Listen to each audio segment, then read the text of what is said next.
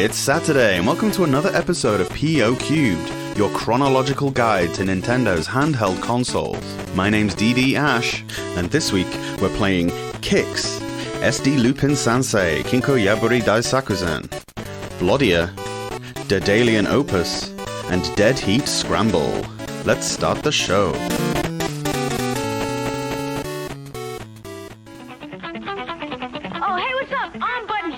Okay, Kicks, this new Game Boy game. Hey, cool box. I mean, he doesn't get it, but here's what you do. You gotta keep thinking, right? Because you gotta box them. And they make these little boxes, and then you close it in. Whoa, level 5. Yes. It doesn't even have any eyes. I know, it's weird, but it sees you, right? Duck. Then some Mario guy comes out and starts singing to you. Weird. Wow. Kicks for Game Boy. I give it an A. Nintendo.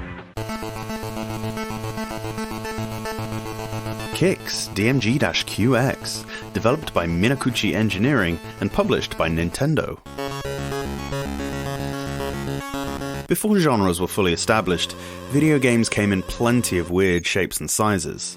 Most have obviously been replicated or improved upon, but one title that to this day remains inimitable was Taito's 1981 arcade title, Kicks.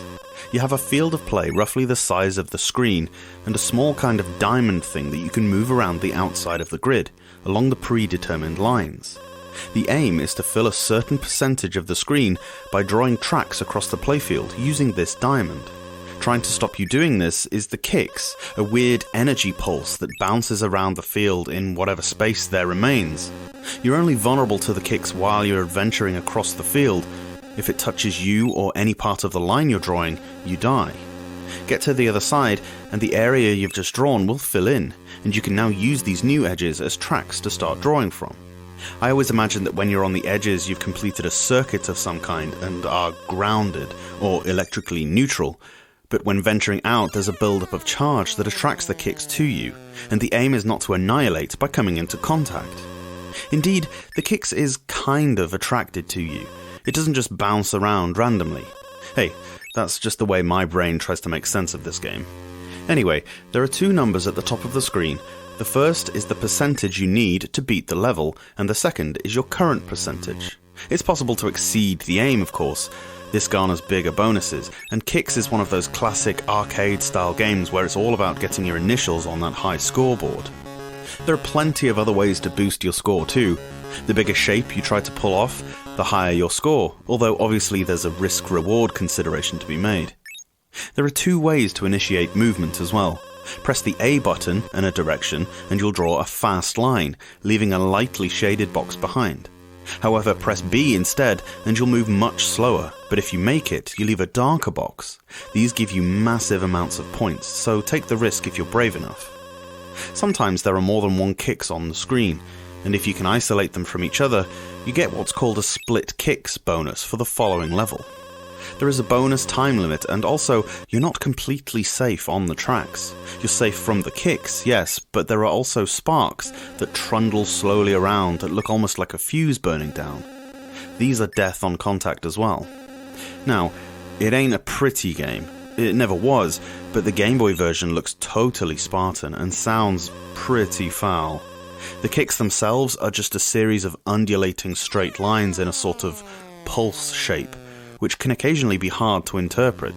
I'm not sure how else it could have been done, but still, it leaves a bit to be desired.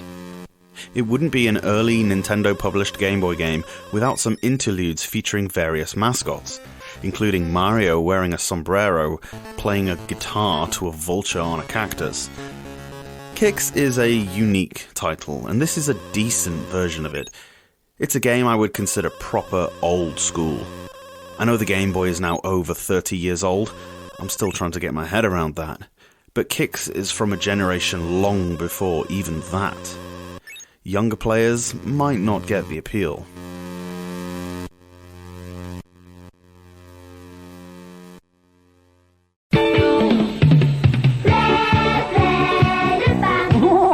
Oh, よし、食ってみようじゃないの。パッパッ。こんなに食っちゃっていいもんかしらね。いいのよ、いいのよ。ふりかけの名門丸宮からルパン三世ふりかけ新発売。今グーな原画が当たるって。詳しくはこんとこ。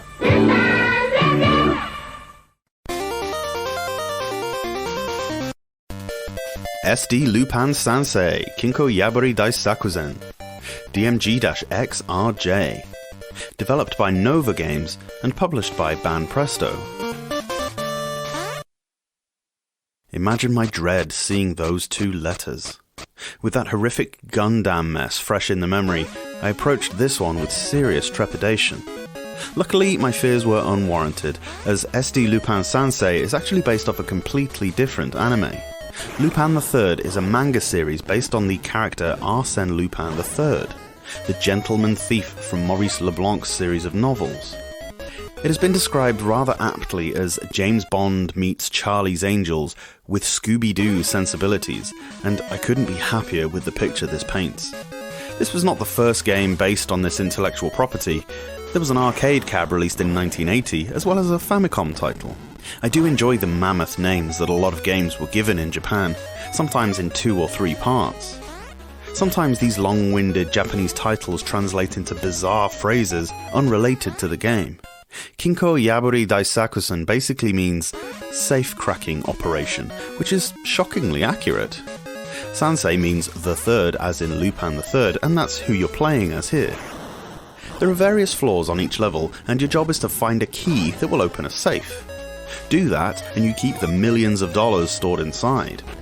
There are detectives and police wandering around on your case, and you need to avoid contact with them, which is instant death. There will be somewhere on each floor a small box. Hold B while standing on it to completely detonate that floor, and jump down to the next one. Pretty violent, eh?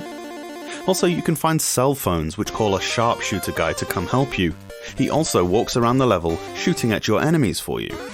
A 4-way arrow destroys tiles in the cardinal directions for a moment, killing any enemy that happens to be standing on them. Holding B to jump up and down on an empty tile can raise it up 2 spaces, allowing you to jump off and clear gaps that you otherwise couldn't make, as well as providing you with a safe space that ordinary enemies can't reach you on. You might also find these rotating arrows. These will cart you off in the direction the arrow is pointing when you step on it, invariably into a pit, usually best avoided. The controls are reasonably responsive. An all too common occurrence with games like this is where your inputs get swallowed, leading to a cheap death. Typically, any life loss is fair, although the one aspect that potentially was a little harsh is the time limit. All floors in a level need to be completed in the same period, with no replenishments, and it demands constant movement. Any dalliance will no doubt result in you running out at some point. It perhaps could be seen as a little lazy that the game takes place on these nondescript floating tiles, instead of an actual decorated world. It helps to emphasize the gameplay mechanics, but I can't help but feel that some graphical titivation would have gone a long way in making this game more memorable. As it is, SD Lupin Sansei is a slightly above average puzzle platformer that could be worth it for a fan of the series. Blodia DMG-BLA, developed by Broderbund and published by Tonkin House. They did expand beyond the puzzle game genre on the Game Boy, I promise. It was a simple format to program for, and short, level-based progression lent itself well to the portable nature of the system. Those exact motivations created a handful of classics, but also a plethora of half-arsed, dishwater clones of better titles. Another Japan exclusive, Blodia is a puzzle action title that is almost a replica of earlier titles Pipe Mania and Locomotion. Here, instead of water or a train, concepts that vaguely make sense at a push, you are trying to take care of a little ball guy who needs to walk through each tile on the screen and jump off the end of the pipe. Once they are traversed, they disappear. If he steps on all the tiles, his parachute opens and he lands safely. If he doesn't, he angrily hits the ground and flips you the stone-cold salute. The name Blodia comes from another game called Diablo, not that one, that the game was based on. It was released on the Sharp X68000 as well as the TurboGrafx-16 as Time Ball. Rather than placing pieces here, you actually control the empty tile, moving the others into it like one of those jumble slide puzzles. On some levels, you need to wait until certain tiles have been passed in order to get your blank space out of an otherwise closed-off loop. Lots of levels need tiles to be moved while the ball is on it, so rather than being a race to assemble the route, more timing and planning is needed. Bear in mind too that the ball can go off one edge of the grid and pop back out the other side. Some lateral thinking is required to beat some tables. There are 100 stages and a level creator. Why on earth anyone would be interested in creating custom levels for this, I'm not sure, but it's there all the same. The gameplay is good enough for what it is, but there's very little attraction to keep you going throughout the whole thing. There's no music in Blodia, and oh, how it needed some. You get this atrocious bleep bloop thing that really wasn't good enough for 1990. It's titles like this that make the Game Boy seem like such a weak piece of kit when it really wasn't. Compare a game like this to a game like Nemesis, and you'll see just how good a game can look and sound on the Game Boy. Not nearly enough effort was put into making Blodia look half decent, and all that remains is a bog-standard puzzler that's been done better 1,000 times before.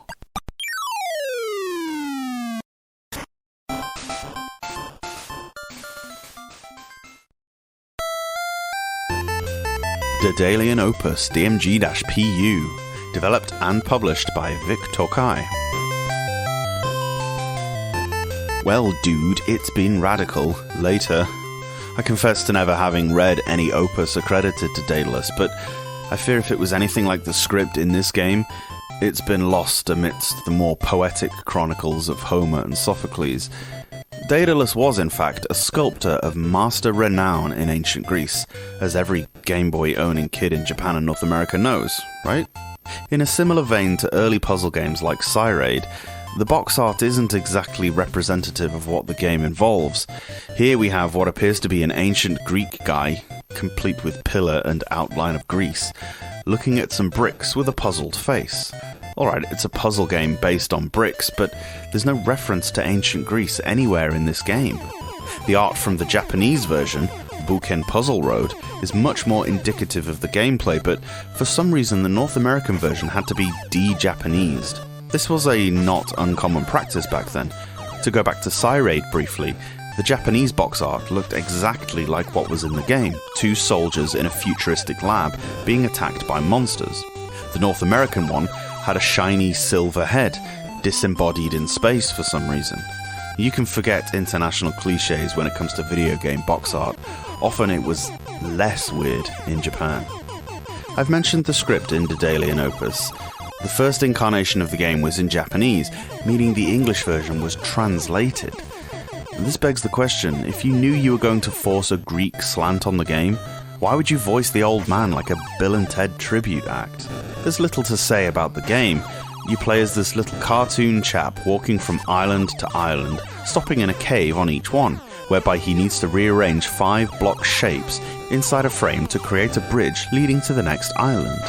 Along the way, UFOs will come along and drop down new pieces to use, until all possible configurations of 5 squares are present. So, was Vic Tokai theorizing here that aliens helped build the Minotaur's labyrinth? Not just the pyramids, then. The game itself comprises of 36 levels, 42 in the Japanese version, starting simply and becoming very tricky indeed. By about level 12 you'll have all the bits to hand, but not all of them fit into each puzzle. There's a timer ticking up, but you don't need to finish within any time limit, it's purely for your own reference, and isn't saved anywhere. This game is decent, as balls basic as it comes, but quite addictive. Logic doesn't seem to factor a whole lot. Trial and error will be employed more. The whole Greek thing was unnecessary and only partly implemented, which just serves to make it farcical. The little kid is clearly not the guy from the cover art, and his mentor is wearing a pair of dungarees like he's just been tiling the bathroom. Anyway, who is this mustachioed Dr. P who can apparently talk to fairies? What does he know about aliens? I don't remember him from Metamorphoses. Hey dude, you're on it again. Well, somebody was on something, that's for sure.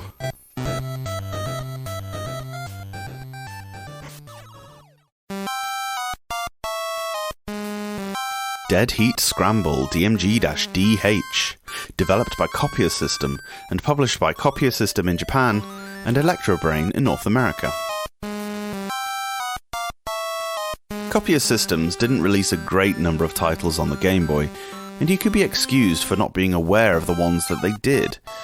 Go-Go Tank and Popeye 2 were a couple of theirs, neither of which set the world on fire. In fact, Go-Go Tank is kind of horrible. One of their better titles is 1990's Dead Heat Scramble. It's a rather strange checkpoint-style top-down racing game, although you're not on a racetrack as such, and the only thing you're racing is the clock. I say it's not a racetrack, it's more like a toboggan track or luge, or could even be interpreted as toy cars and some guttering. You're going from point to point over 10 stages, down a tube thing with curved sides. There are obstacles to avoid or jump. Jumping is easier but slows you down. The challenge in this game is not so much avoiding these, although they can be rather tricky. For instance, there are these rather huge-looking boulders that seem to have quite a small hitbox. The detection is very generous on your behalf. The difficulty lies in beating the very tight time limit. Anything you hit makes your car flip out and lose time. You can never afford more than 1 or 2 crashes per stage. In order to beat the game, you have to pass all 10 stages. Although there are infinite continues, you only keep your score through 1 life. The tracks don't change, but the movement is so fast and the sections so long that learning the layouts is pretty tricky. Just dodging everything isn't enough though, you need to smash into other cars which sporadically release power-ups. These include boosters that speed you up, and clocks that stop the time for a while. These are the necessary ones, as even with a flawless run, you'll probably not reach the end of the stage without these. You can also collect tyres that make turning much easier. You don't get the centrifugal force throwing you to the side of the half-pipe when you corner. And there's a bomb you can fire ahead of you too, which will score a ton of points if you hit a car or an obstacle. The music is chirpy and fast-paced and sounds great for the title. It really fits. However, for a racing game, there's a distinct lack of an engine sound until you get the nitro boost. A weird omission indeed. It's like having a shoot-'em-up without a pew-pew noise. Graphically, it's pretty rough on the original Game Boy. The speed of the gameplay makes for a lot of blurring. It looks much better on the Color or Advanced consoles, which didn't have this problem, and is much more playable. This was no comfort to people in 1990 though. It's amazing what people will put up with when there was no alternative.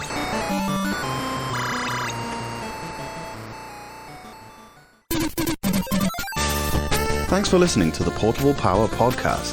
If you want to support the show, the best way to do so is on Patreon at patreon.com/portablepowerpodcast. Or subscribe on the YouTube. We have daily uploads Monday to Friday, where you can watch me suck at the games as I talk about them. You can tweet me at POCubed or on any of the other socials you might expect. Thanks again and have a great weekend.